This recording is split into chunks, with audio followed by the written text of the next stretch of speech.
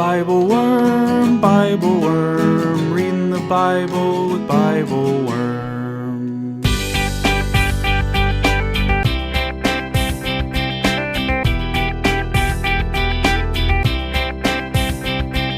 Welcome to BibleWorm, getting to the core of the biblical text. I'm Dr. Amy Robertson, Director of Lifelong Learning at Congregation Or Hadash in Sandy Springs, Georgia. And I'm Dr. Robert Williamson, Professor of Religious Studies at Hendrix College and the founding pastor of Mercy Community Church in Little Rock. We're here every week to discuss the biblical text, both as biblical scholars and as people of faith, one Jewish and one Christian. This week we read Daniel chapter 6, where we revisit the ever-complex power triangle between king, people, and God. How do we make decisions about loyalty when the points of that triangle appear to be in tension? And to put a finer point on that question, there's a lion in a pit eagerly awaiting your response. Thanks for joining us.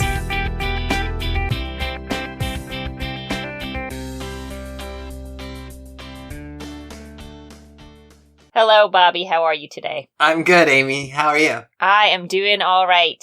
My household is coming out of something like 64 hours without power. Oh, my goodness. Significant power outage. Are everybody okay? Everybody is okay. The refrigerator is sparkling clean, but we're fine. Well, I'm glad that your power is back, and I'm glad that y'all can get back to normal now. Yes. And I'm also glad that I do not have to spend the night in a lion's pit. Yeah, so much better to spend the night in the dark than in the there's no lions in your house. Yeah. There's no lion's pit. There are incontinent dogs, but there are not. There are no lions. Yeah, you hope that God will seal up not their mouths, but their behinds. Yes. Yeah, my kids and I, when we woke up the first morning, I was like, now we get to play dog pee in the dark. You can't see anywhere, but you know somewhere. Some place you're going to step in a little puddle. So, yeah. It's exciting. Yeah, yes. So we are in the book of Daniel. Yeah. The narrative lectionary gives us most of chapter 6, but not all of chapter 6. Yeah.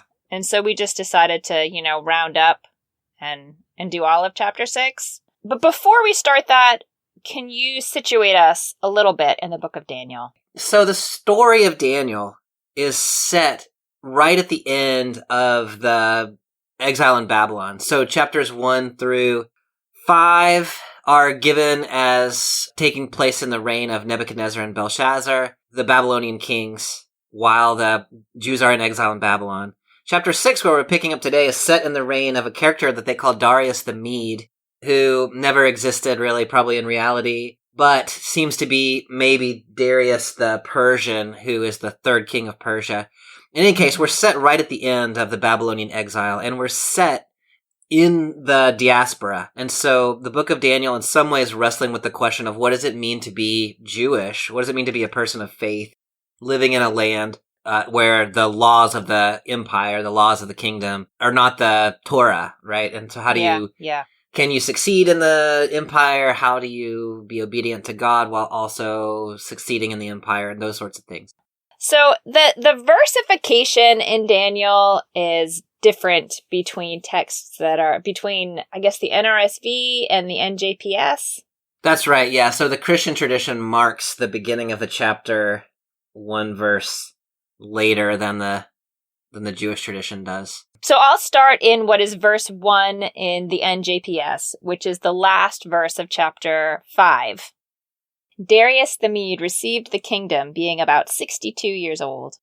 It pleased Darius to appoint over the kingdom 120 satraps to be in charge of the whole kingdom. Over them were 3 ministers, one of them Daniel, to whom these satraps reported, in order that the king not be troubled. This man Daniel surpassed the other ministers and satraps by virtue of his extraordinary spirit, and the king considered setting him over the whole kingdom. The ministers and satraps looked for some fault in Daniel's conduct in matters of state, but they could find neither fault nor corruption, inasmuch as he was trustworthy and no negligence or corruption was to be found in him. Those men then said, "We are not going to find any fault with this Daniel unless we find something against him in connection with the laws of his God." Yeah. This setting reminds me so much of the book of Esther. Yeah, absolutely. a lot of folks read these stories together, and maybe you would add in the stories of Joseph in Genesis too, as these kind of tales of court heroes, Jews in the court of a foreign king. Yes. And all of those stories have some connection. So one difference to me in the way that this initial story is laid out, the others in the court are looking for ways to find fault with Daniel. Yeah. They don't like that Daniel's rising to power, but Daniel doesn't really do anything that seems... in Esther, Mordecai offends Haman. Do you see in this text any... why are they trying to find fault in Daniel? Yeah. Mm-hmm. I mean, to me, the reason for the jealousy here is that Daniel's really good at his job. You've got good old-fashioned jealousy. Yeah, no, I think that's it. So when the text starts, you've got these 120 satrapies, which are reporting to 3, my translation says presidents, which I think is not a great translation, but I forget what your translation is. Mine said ministers. Ministers. I like that better, but it's ministers not in the sense of Presbyterian minister, but in the sense of the minister of the interior or whatever. Yeah. And so they each report to one of these ministers who then reports to the king. So the king doesn't have to deal with all the stuff.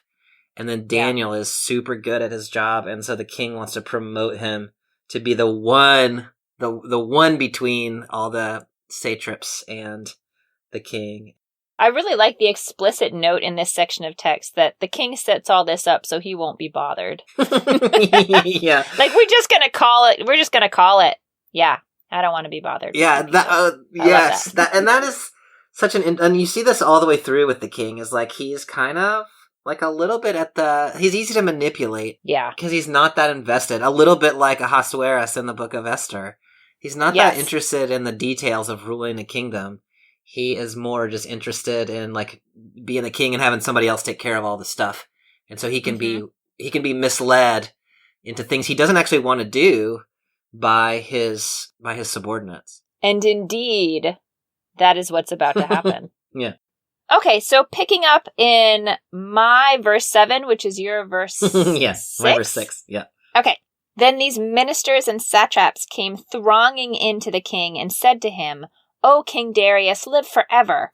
All the ministers of the kingdom, the prefects, satraps, companions, and governors are in agreement that a royal ban should be issued under sanction of an oath, that whoever shall address a petition to any god or man besides you, O king, during the next 30 days shall be thrown into a lion's den. So issue the ban, O king, and put it in writing so that it be unalterable as a law of the Medes and Persians that may not be abrogated." Thereupon King Darius put the ban in writing. It's really interesting in this section of text. I just read this as a stroking of the king's ego, right? There's no good reason given for this.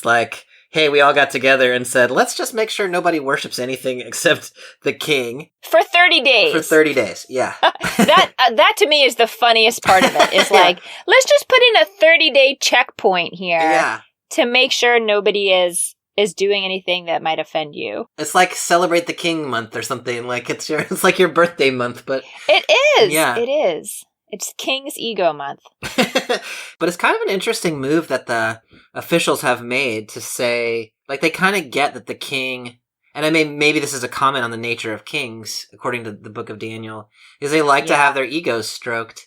And so it certainly is part of the other narratives that we have of, the Jew becoming successful in the foreign court is the ego of the king is its own character in the room. Yeah. And I wonder, I guess this story doesn't tell us one way or the other, but the people who come in tell the king that there's been this widespread agreement among all the other leaders that this is how it ought to go. And if that is true, we don't have that part of this in the story. I read that as they're coming in and just claiming that, all the prefects and the satraps and the companions and the governors are all in agreement. Yeah, so you get in verse 4 in the NRSV, the presidents and the satraps tried to find grounds for complaint against Daniel. So you at least get the notion that these two minister guys have consulted the 120. But the counselors and governors, there's nothing in the text that suggests, you're right, that those have been consulted at all. And so they're just kind of saying the whole government is in agreement, when in fact, 120 62 people is a lot of people, but yeah. But they are speaking on behalf of a nation which they have not actually consulted. And it's interesting to me, again, this idea that we saw in Esther, that once the king puts something in writing, it cannot be undone. Yeah. You know, that once it's in writing, it's like the power is newly located outside the king. The king has power in the moment that they put it in writing, but they actually ultimately lose power by doing that.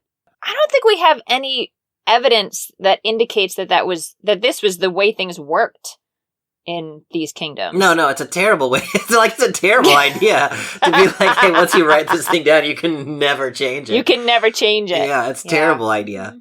But it's a very nice plot technique. It is a fantastic plot technique. Yeah. Yes, that is true. So then picking up in my verse 11, your verse 10. When Daniel learned that it had been put in writing, he went to his house, in whose upper chamber he had had windows made facing Jerusalem. And 3 times a day he knelt down, prayed, and made confession to his God, as he had always done. Then those men came thronging in and found Daniel petitioning his God in supplication. Then they approached the king and reminded him of the royal ban. Did you not put in writing a ban that whoever addresses a petition to any god or man besides you, O king, during the next 30 days shall be thrown into a lion's den? The king said in reply, the order stands firm as a law of the Medes and the Persians that may not be abrogated.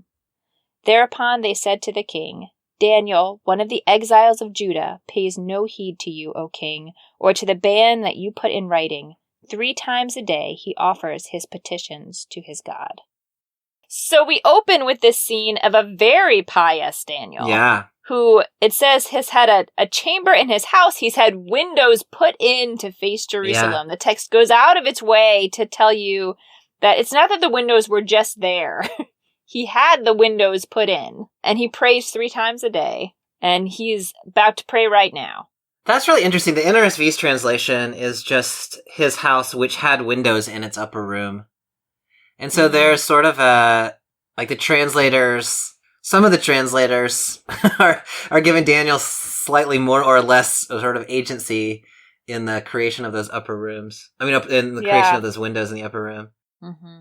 But I think it's interesting that, like, it starts out, you know, in the first line here, Daniel knew that this document existed, and he went to his window and he prayed. And so when you think about Daniel's agency, like the kind of least direct way to think of Daniel is he knew that there was a thing and he did his usual practice anyway, right? Knowing that somebody might see him, and he was seen. You could also read this as a more forward thing from Daniel, where he knew it had been signed, so he flung open his windows and prayed, kind of intentionally to be seen, flagrantly. Yeah. Do you prefer one of those ways of thinking about it? You know, I had a similar question for you, whether we thought that his prayer was in response to having read this, or whether he read it and then continued his regular practice. Although the way that you asked the question raises another question for me, which is, how did in my translation, it looks like it says the men came thronging in and found Daniel petitioning his God in supplication. Yeah. So I picture these bunch of fools running into his house, looking at running upstairs in his house, looking at him pray. They don't say anything and they run back out, which is a very strange scene. A couple of things there. One is, at the end of my verse 10, he prayed just as he had done previously. And so this seems to be not something that Daniel's starting today because he knows of the thing, but something that Daniel's been doing all along, and he's just continuing to do his practice. My assumption has been that because Daniel has a window and he prays at the window, that people knew he did this, you know? Mm-hmm. And so part of the trap that these officials have laid for him is that they know this is his practice. And so they're testing him to see whether he's going to keep doing his practice. And in fact, he does. And my thought about that is that the men kind of were out there looking to see what he would do. And then when they saw him starting to pray, and they kind of bust in, they say, "Ha ha, we caught you, Daniel."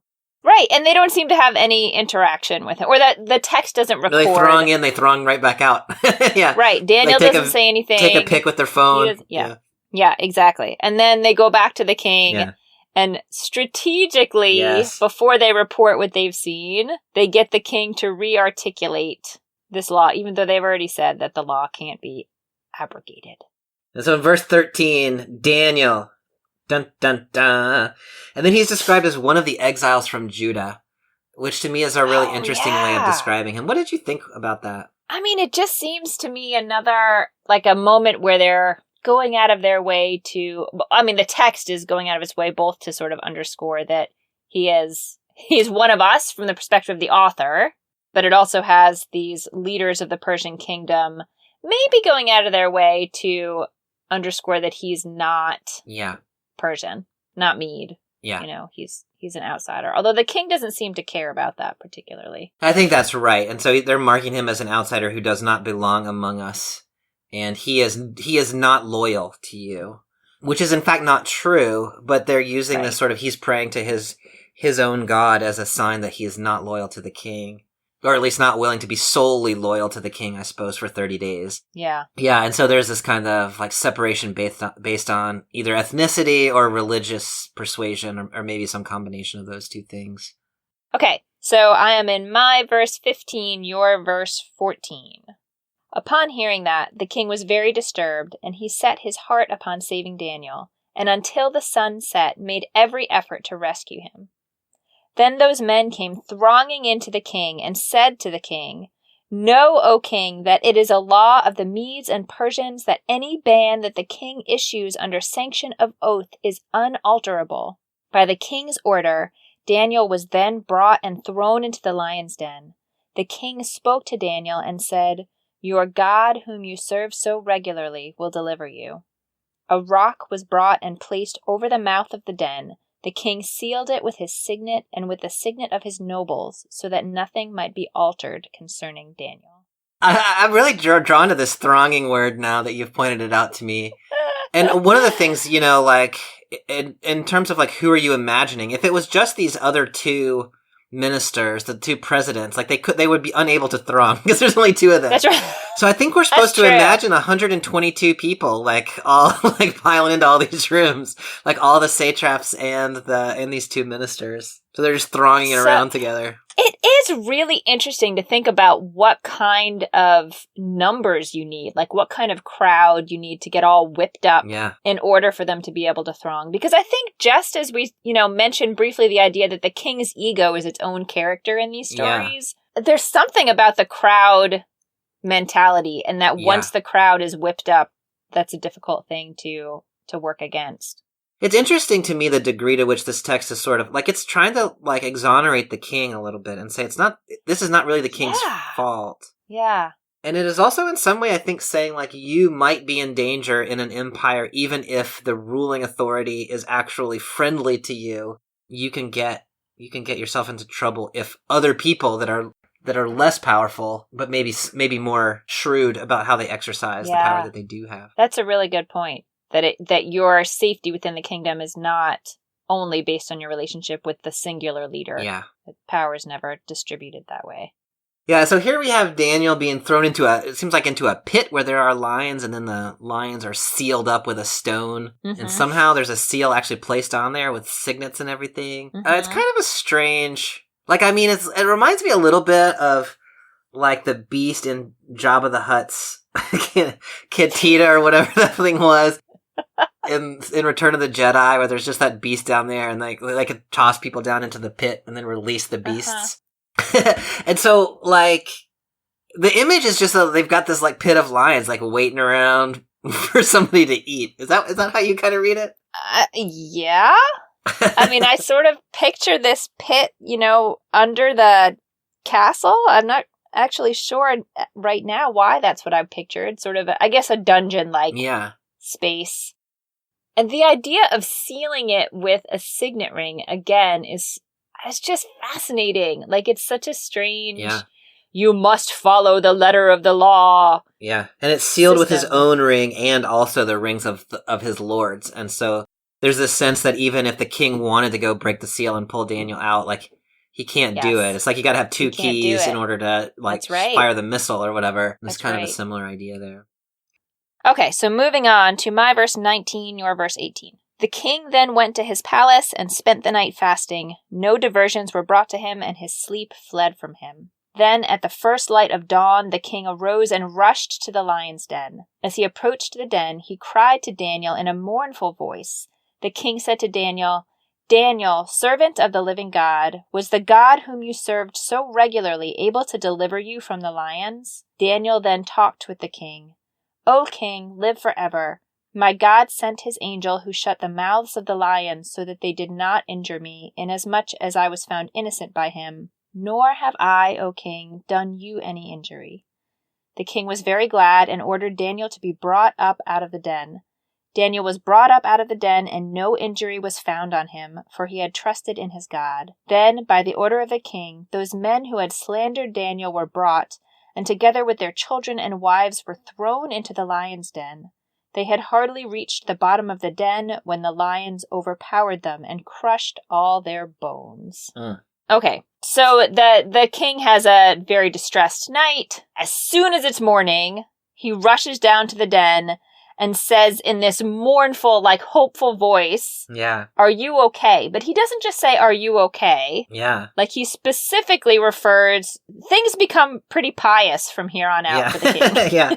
What do you make of his interaction with Daniel? Like, I just love the image of the king. You know, this is the king of Media and Persia, and he is up all night because Daniel's in the lion's den, and he's fasting and, you know, refusing food. Interestingly, the not eating is sort of paralleling what he hopes the lions are also like. Maybe if I fast, maybe the lions will fast too. Maybe.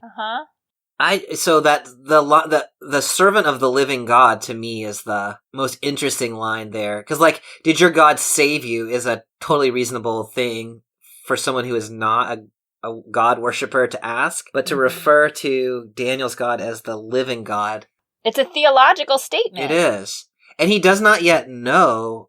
Like, it's one thing to be like, hey, your God saved you, and so your God must be the living God. But here it's like, hey, you servant of the living God, did your God save you? Yeah. What do you make of this? Is the king having kind of a conversion experience here? I mean, I guess looking at his sort of the last 24 hours for the king and how he seems to go from despair, maybe that's too dramatic a word, but at realizing the harm he himself has caused to realizing the only way Daniel is getting out of this is with God's help. Yeah. And then staying up all night. It does read a little bit like a conversion experience, like a realization that while he is the king and has lots of power, there are things he cannot control. Yeah. And in this case, he's the one who set himself up for that, but it doesn't matter. Yeah. Like, the power is no longer his. Yep. So it does kind of read like a conversion experience. I love that way of saying that. The king realizes the contingency of his own power,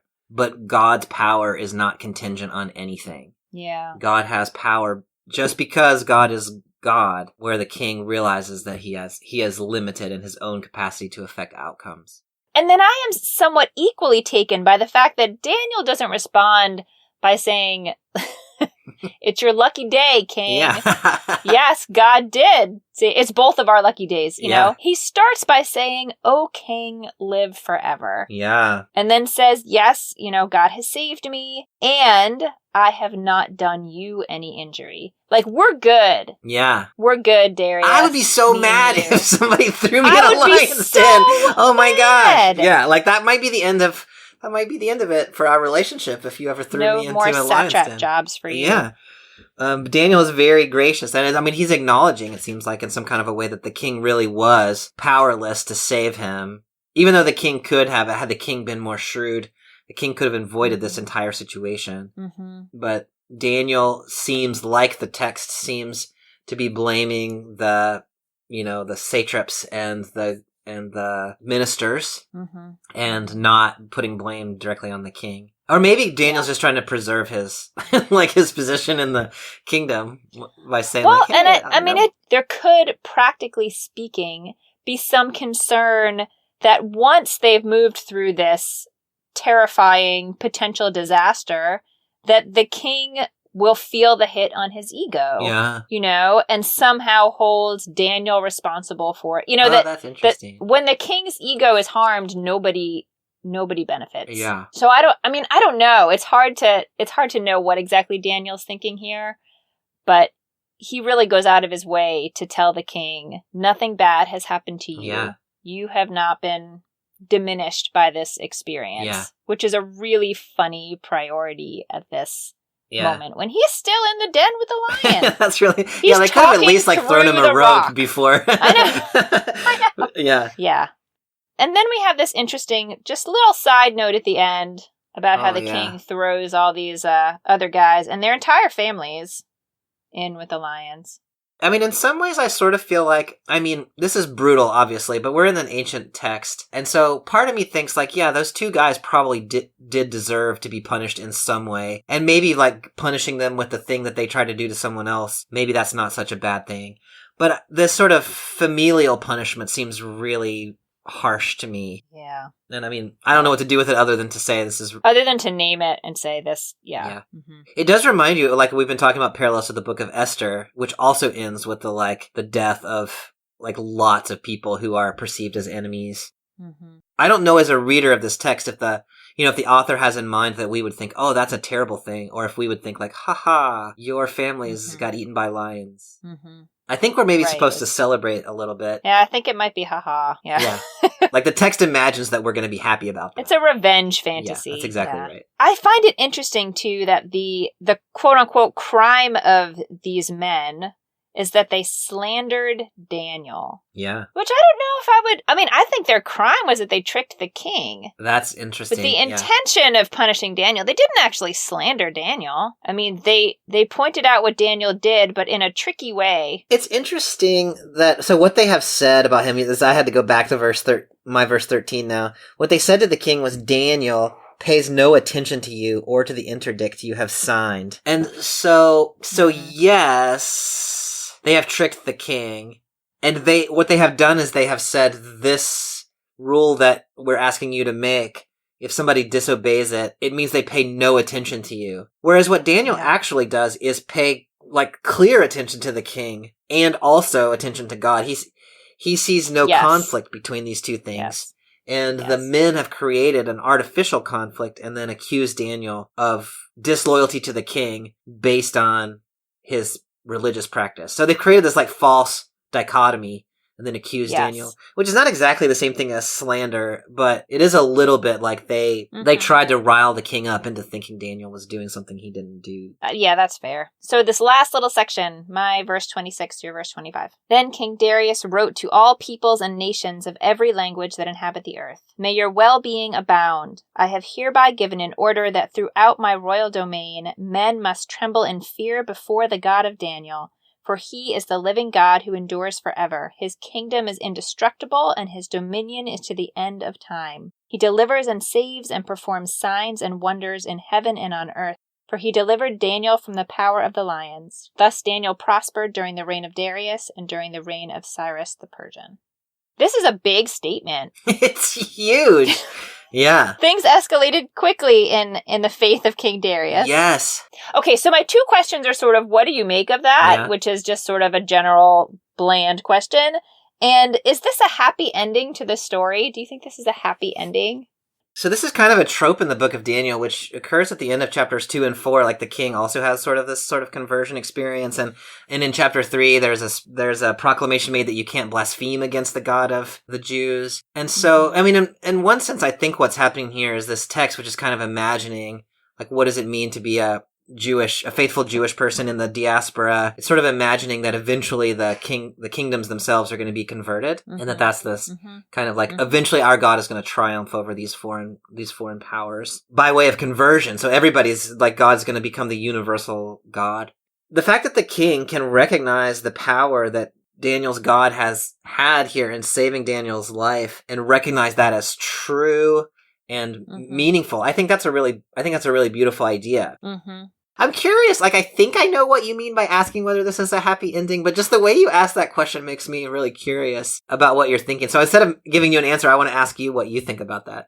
You know, as you were saying, that the idea that all peoples can only believe in one God or should only believe in one God is a sort of Jewish imposition on the Persian worldview in this story. Like, that wasn't really a Persian issue, that was a Jewish issue. So they're imagining, what if the Persians had that issue? Yeah. And then how would this, work out in that story? Because you could imagine an alternate ending in which what happened here is the Persian king recognizes the power of Daniel's God and says everyone ought to be respectful of the Jewish right to worship the Jewish God. But y'all keep on keeping your own religious practice. Like, you don't have to convert, just be embracing of other folks. Yeah, I can definitely, like, I understand why the text ends this way in terms of, like, a Jewish text written to a Jewish people living in a land that is not Jewish. Yes, I understand how it fits into the story. But I do take your point that, like, you could imagine other alternate endings that might be more embracing of multiculturalism or something. So, thankfully, being thrown into a lion's den is not currently on the table. So hopefully. We don't need to have... One never quite knows in this day and time where we might be headed. But... also a good point. Yeah. So where would you take the message of this story for today? With this text, we are moving into the Christian season of Advent, which is the season of waiting that anticipates the birth of Jesus, which is going to come here in a few weeks. And also anticipating the return of Jesus, which in the Christian tradition, we believe that the Messiah is yet to come again. And so this text, Daniel 6, is the first of 4 Sundays, 4 texts leading up to sort of both of those things. It's leading us up to Christmas. And so, I think the message of this text, whether you read it in that context or not, in my mind, is something about that there is a call in this text to be true to one's own religious convictions in the face of authorities that may be hostile in the case of the satraps and the officials, or may just be a little bit indifferent or manipulable in the case of the king. And it is to say, one should continue practicing the practices of your religious faith, even when they come into conflict with the rules and laws that have been passed in the land in which you currently reside. So it's this sense of, like, the land in which we reside, no matter what it is. In this case, it's Persia, but I think contemporarily we could say the ruling authorities of this time are not the ruling authorities of the faith. And when those two come into conflict, that the person of faith's first loyalty is to God, not to the governmental structures. And so that creates tension from time to time. It could be about prayer practice, but it could also be about practices of justice and mercy, and who do we stand up for and look out for, and when the government passes laws that oppress people that we believe that we are meant to protect, and when the government oppresses the widow, the orphan, and the stranger, to use the language of Deuteronomy, like people of faith, our job is to stand up for and protect those people, because that's what religious faith in both the Jewish and Christian traditions calls us to. In the context of Advent, I think this is a text about waiting, realizing that the fullness of God's kingdom is yet to come. And so in the meantime, we might well find ourselves in a metaphorical lion's den situation where it would be easier to give up our faith practices than to live them out. And this call is to be faithful even in the face of the lions, right? And so it's a reminder that there is a morning that comes after the night in the lion's den, and that the call of faith is to trust that God will see us through that period. Yeah, I think that's really beautiful. And I want to add one point of nuance to it that actually I learned from you the last time we studied the New Testament together, which is, so I think your reading is wonderful and true. And I think that if one gave a sloppier read of this text, one could believe that God saves people who are faithful and performs miraculous interventions for them. And so you can tell who's faithful by the relative presence or absence of miraculous safety that you see in their life. And you can rely on it yourself. And you can, that again, this is why it feels like a children's story. The fact that God's protection plays out so concretely for Daniel. Whereas when we were reading the gospel last year, you pointed out numerous times, quite rightly, that there is danger in this path, and you kind of have to be okay with that risk, and there's something bigger that you're working towards. And so I think that's actually a really great nuance to add to the way we think about God's miraculous interventions and what they may or may not look like for the individual. Yeah, I really appreciate that. So it might be the case that some of us get thrown into a lion's den and actually get eaten by those lions. Like, that's the risk that one has to be willing to take. But that doesn't undo what you said, that be confident of your truth and live in your truth. Yeah, no, that's exactly right. I love that. What do you see when you read this text? I think I'm tossing around a lot that sort of idea of I'm drawn really to the king's experience and how he started from this position of great power and ego and is sort of brought to his knees, realizing how little power he has, and what a quick turnaround that was for him to invest all of this authority in the God of Israel. And I'm just thinking about the ways in which that can play out in our own lives, particularly when there are people who are imbued by society with a lot of power, and then have some experience of powerlessness, how that can lead to a sort of conversion experience like that. And I'm wondering, I don't have an answer to this question yet, but I'm wondering how that experience might play out differently for people who start out without all that power in the first place. I'm just thinking a lot about the power dynamics between the king and God, almost taking Daniel out of the equation. Yeah. And I didn't start thinking about that until we started talking about the text. So I don't have a neat period to put at the end of that sentence, but that's what I'm chewing on. Yeah, I love that. Like, one of the things I was thinking as I was preparing for this is not really a story about Daniel. This is really a story about the relative power of God and the king and these sort of manipulative political leaders. Like, Daniel does some things, but Daniel's main thing he does is he prays. Right. But the center of the story, like, even when Daniel is in the lion's den, like, we're not with Daniel in the lion's den, we're with the king while Daniel's in the lion's den. That's right. That's exactly right. We don't hear anything about what Daniel thinks or feels really throughout this whole thing, and he is just steady as can be. He stays the course, and it's how everyone else responds to his staying the course. Yeah, that's a really nice insight. I need to ponder that some more, but I think there's a lot. There. Well, we have survived the lion's pit. We have, yeah. From the comfort of our own homes, anyway. Next week, we're in Joel, chapter 2. The narrative lectionary, I think, is just verses 12, 13, 28, and 29. Well, I look forward to that conversation, and I hope that you all have a great week. Thanks, Amy. I'll see you next time. Bye. Thanks for joining us for this episode of BibleWorm. If you'd like to hear the rest of our conversation about this text, join our Patreon at the extended worm level or higher to get access to extended episodes. You'll also find other goodies like early access, video lectures, weekly liturgies, and more, starting at just $4 per month. Visit patreon.com/BibleWorm podcast for details. BibleWorm is produced by Bobby Williamson and edited by Joel and Laura Becker. Our theme song is sung by Colin Bagby. We're grateful to all our supporters for helping us keep the podcast going. A special thank you to our executive producer, Fox Valley Presbyterian Church in Geneva, Illinois, and to our newest supporter, Mark Hanna. Join us again next week when we'll be discussing Joel chapter 2. Until then, keep on digging.